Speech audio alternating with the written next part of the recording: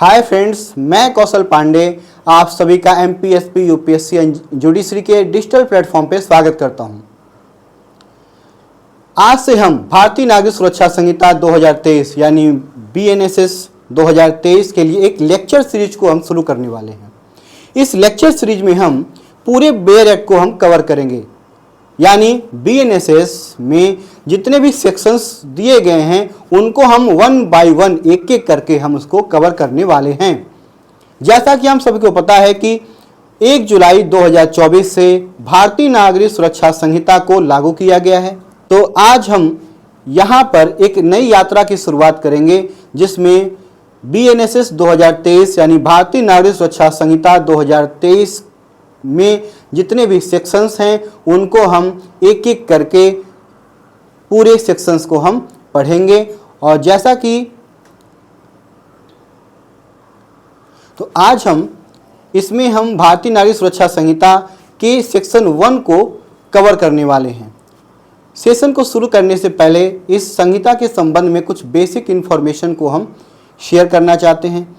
जैसे भारतीय नागरिक सुरक्षा संहिता 2023 जो 1 जुलाई 2024 से लागू हुआ है, उसमें कुल 39 अध्याय यानी 39 चैप्टर्स हैं और 531 यानी 531 सेक्शंस हैं। इसको प्रेसिडेंट के द्वारा जो असेंट मिला यानी राष्ट्रपति ने जो इसको स्वीकृति दी, यानी यह जब कानून के अस्तित्व के रूप में अस्तित्व में आया तो उसके लिए जो तिथि है वो है 25 दिसंबर 2023। इसके अलावा 23 फरवरी 2024 को सेंट्रल गवर्नमेंट ने एक नोटिफिकेशन इशू किया और उस नोटिफिकेशन में इस संहिता के इन्फोर्समेंट यानी कमेंसमेंट के डेट को नोटिफाइड किया गया था और उसके अंतर्गत 1 जुलाई 2024 को इस संहिता को लागू किया जाता है। अब हम शुरू करेंगे चैप्टर 1 जो कि प्रिलिमिनरी टाइटल को एक्सप्रेस करता है और चैप्टर 1 में कुल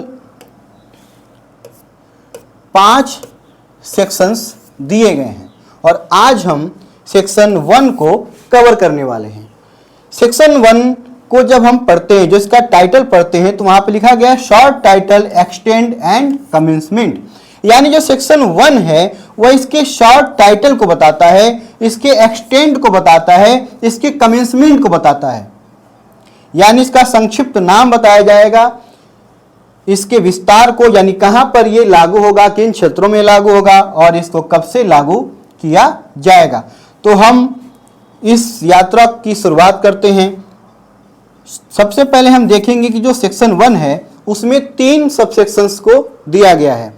यानी सेक्शन 1 यानी धारा 1 में 3 उपधाराएं शामिल की गई हैं, जिनमें जो सबसेक्शन 1 है इसके शॉर्ट टाइटल को बताएगा, सबसेक्शन 2 इसके एक्सटेंड को बताएगा और सबसेक्शन 3 इसके कमेंसमेंट को बताएगा। तो सबसे पहले हम सबसेक्शन 1 को देखेंगे जो इसके शॉर्ट टाइटल को बताता है। जब हम सबसेक्शन 1 को पढ़ते हैं तो वहां पे हम पाते हैं कि वहां पे ये कहा गया है कि this act may be called the भारतीय नागरिक सुरक्षा संहिता 2023। This act may be called the भारतीय नागरिक सुरक्षा संहिता 2023। यानी इसका शॉर्ट टाइटल क्या है।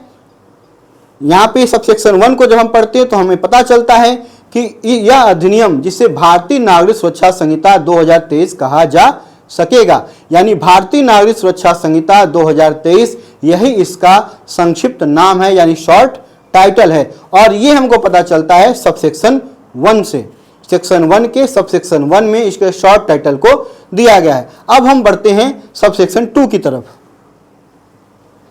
सबसेक्शन 2 की तरफ जब हम बढ़ते हैं तो वहां पे हम पाते हैं इसके एक्सटेंड के बारे में इंफॉर्मेशन। एक्सटेंड यानी इसके विस्तार के बारे में कि ये कहां पर लागू होगा। जब हम सबसेक्शन 2 को पढ़ते हैं जो इसके एक्सटेंड को बताता है तो वहां पे हम पाएंगे कि एक निगेटिव इंफॉर्मेशन दिया गया है। निगेटिव का मतलब यहां पे ये बताया गया कि किन क्षेत्रों में भारतीय नागरिक सुरक्षा संहिता के पूरे प्रावधान नहीं लागू होंगे बल्कि कुछ ही लागू होंगे। यानी लेकिन इसकी जटिलताओं की तरफ जाने से पहले हम आसान भाषा में ये समझेंगे कि सबसेक्शन 2 को जब हम पढ़ते हैं तो हम पाते हैं कि भारतीय नागरिक सुरक्षा संहिता 2023 पूरे भारत यानी संपूर्ण भारत पे लागू होगा, सिवाय नागालैंड और जनजातीय क्षेत्रों को छोड़कर। ऐसा नहीं है कि नागालैंड और जनजातीय क्षेत्रों में भारतीय नागरिक सुरक्षा संहिता का कोई प्रावधान लागू नहीं होगा, ऐसा नहीं है। भारतीय नागरिक सुरक्षा संहिता 2023 के अध्याय 9, 11 और 12 को ही नागालैंड में और जनजातीय क्षेत्रों में लागू किया जाएगा। अन्य सारे प्रावधान जो हैं अन्य क्षेत्रों पे पूरी तरीके से लागू होंगे, कोई दिक्कत नहीं है। लेकिन नागालैंड में और जनजातीय क्षेत्रों में भारतीय नागरिक सुरक्षा संहिता के 3 ही अध्याय यानी 3 चैप्टर्स जो उसके हैं वो ही लागू होंगे, और वो चैप्टर्स हैं चैप्टर 9, 11 एंड 12, अध्याय 9, 11 और 12। एक बार हम इसको पढ़ लेते हैं। जब हम सब सेक्शन 2 को पढ़ते हैं तो हम यहाँ पे पाते हैं, यहाँ पे ये कहा गया है, the provisions of this Samhita other than those relating two chapters 9, 11 and 12 thereof shall not apply to the state of Nagaland to the tribal areas। अब यहाँ पे कहा गया है कि नागालैंड और ट्राइबल एरियाज में सिर्फ 9, 11 और 12 ही चैप्टर अप्लाई होंगे, बाकी अप्लाई नहीं होंगे। लेकिन क्या ऐसा है कि कभी भी ये लागू नहीं हो सकता है? क्या ऐसी कोई परिस्थिति हो सकती है जिन परिस्थितियों में बाकी प्रावधान भी लागू किए जा सकते हैं इन क्षेत्रों में? तो उसका जवाब है हाँ, अगर राज्य सरकार चाहे ऐसा तो। अगर राज्य सरकार चाहेगी तो अन्य प्रावधान, चाहे पूरे बीएनएसएस को लागू करना चाहे राज्य सरकार, तो वो लागू इन क्षेत्रों में कर सकेगी।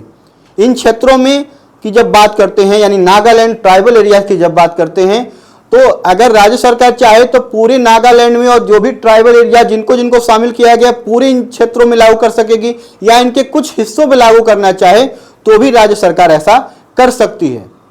राज्य सरकार को यहाँ पे फ्रीडम मिला हुआ है। राज्य सरकार चाहे तो पूरे बीएनएसएस को लागू करवा दे, चाहे तो कुछ अन्य प्रावधानों को ही सिर्फ और लागू करवाना चाहे तो उसको भी लागू करवा सकती है। एक बार इसको हम पढ़ लेते हैं। यहां पे कहा गया, but the concern state government may by notification apply such provisions or any of them to the whole or part of the state of Nagaland or such tribal areas as the case may be with such supplemental, incidental or consequential modifications as may be specified in the notification। अब हम इसके आगे बढ़ते हैं explanation की तरफ, क्योंकि यहाँ पे एक जो ये फ्रेज मिला है टू द ट्राइबल एरियाज, अब इसको स्पष्ट करना जरूरी है कि इसका मतलब क्या है ट्राइबल एरियाज का। तो इसके लिए एक्सप्लेनेशन एक दिया गया है, एक स्पष्टीकरण भी यहाँ पे प्रोवाइड करवाया गया है। जब हम एक्सप्लेनेशन को पढ़ते हैं तो हम यहाँ पे ये पाते हैं, यहाँ पे ये कहा गया है कि in this section tribal areas means the territories which immediately before the 21st day of January 1972 were included in the tribal areas of Assam as referred to in paragraph 20 of the 6th schedule to the constitution other than those within the local limits of the municipality of Shillong. यानी tribal areas की जब बात करेंगे तो tribal areas में कौन शामिल होगा? तो यहां पे ये कहा गया है कि भारतीय संविधान यानी इंडियन कॉन्स्टिट्यूशन के जो छठा अनुसूची यानी 6th शेड्यूल है उसके पैरा 20 यानी पैराग्राफ जो उसका 20 है, उसमें वो क्षेत्र जो 21 जनवरी 1972 से ठीक पहले असम के जनजातीय क्षेत्रों के रूप में दर्ज थे, जो दर्ज थे 21 जनवरी 1972 से ठीक पहले असम के जनजातीय क्षेत्रों के रूप में जो क्षेत्र दर्ज थे उन्हीं को ही यहाँ पे जनजातीय क्षेत्र माना जाएगा, यानी ट्राइबल एरियाज का मतलब वही है।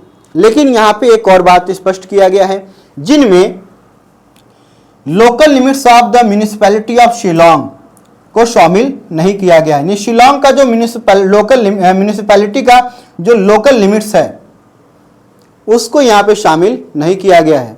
यानी कभी ये प्रश्न आता है कि ट्राइबल एरियाज में क्या शामिल नहीं है और यहाँ पे एक ऑप्शन आ गया अगर कि local limits of the municipality of Shillong, तो ये वहाँ पे सही जवाब होगा। यानी शिलोंग का जो म्यूनिसिपैलिटी है उसके लोकल लिमिट को इस ट्राइबल एरियाज में शामिल नहीं किया गया है। तो हमने सब सेक्शन 2 को पढ़ा। तो सब सेक्शन 2 जब हमने पढ़ा तो हमने देखा कि इसका एक्सटेंट कहाँ पर है। ठीक है, अब हम बढ़ते हैं सब सेक्शन 3 की तरफ। जब हम सब सेक्शन 3 की तरफ बढ़ेंगे तो ये इंफॉर्मेशन प्रोवाइड करवाता है कि इस संहिता को कब लागू किया जाएगा।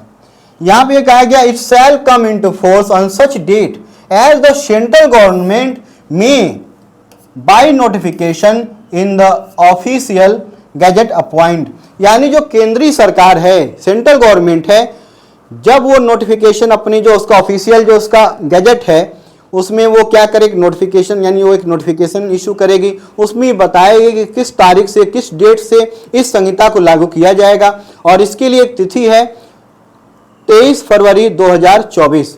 23 फरवरी 2024 को सेंट्रल गवर्नमेंट ने नोटिफिकेशन इशू किया। उस नोटिफिकेशन में ये बताया गया कि 1 जुलाई 2024 से भारतीय नागरिक सुरक्षा संहिता को लागू किया जाएगा। तो इस वीडियो लेक्चर में हमने सेक्शन 1 को कवर किया है। सेक्शन 1 जिसमें 3 सब सेक्शंस दिए गए थे, जिसका सब सेक्शन 1 इसके शॉर्ट टाइटल को बताता है, सब सेक्शन 2 इसके एक्सटेंड को बताता है और सब सेक्शन 3 इसके कमेंसमेंट को बताता है।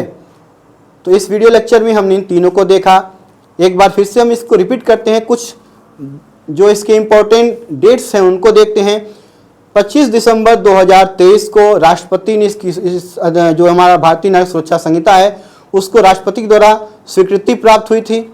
23 फरवरी 2024 को सेंट्रल गवर्नमेंट ने यानी केंद्रीय सरकार ने अपना ऑफिशियल गजट में एक नोटिफिकेशन जारी किया, उसमें एक डेट का उल्लेख किया कि इस डेट से इसको लागू किया जाएगा और वो डेट रहा 1 जुलाई 2024, यानी 1 जुलाई 2024 से भारतीय नागरिक सुरक्षा संहिता 2023 को लागू किया गया है। उम्मीद करता हूं ये छोटा सा वीडियो लेक्चर आपको पसंद आया होगा।